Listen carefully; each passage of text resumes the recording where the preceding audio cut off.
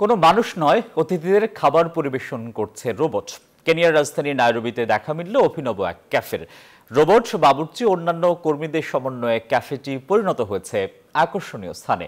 চমকপ্রদ এইসব রোবট দেখে আনন্দিত, একই সাথে বিস্মিত গ্রাহকরা।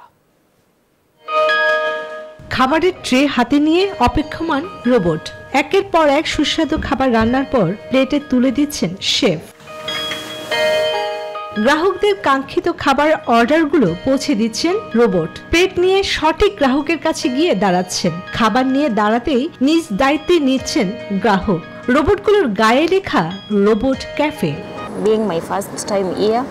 আমি এখানে প্রথমবার রোবটের পরিবেশনের অভিজ্ঞতা নিতে এসেছি। আমি বলতে পারি সবকিছু ঠিক আছে।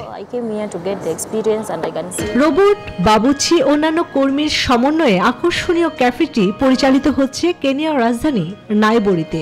এশিয়া জুড়ে ভ্রমণের সময়ে দেখা অনুরূপ পরিবেশনের দ্বারা অনুপ্রাণিত হয়ে নাইরোবিতে এই অভিজ্ঞতা আনেন ক্যাফের কর্ণধার। দক্ষিণ ও মধ্য এশিয়া, জাপান, থাইল্যান্ড এবং চীনের সাধারণত এই ধরনের কাজে এগিয়ে। আমরা বিশ্বের সে আধুনিক প্রযুক্তির অংশ হওয়ার চেষ্টা করছি। অনেকের মতে রোবটগুলো সহায়ক, তবে অর্ডার নেয়া এবং পরিবেশনার পরে টেবিল পরিষ্কারের মতো কাজের জন্য মানুষের হস্তক্ষেপের প্রয়োজন। নানা ধরনের কেক ও মিষ্টি জাতীয় খাবার পরিবেশন করানো হচ্ছে ক্যাফেটিতে। রয়েছে ট্যাকো, পাস্তার মতো সুস্বাদু খাবার।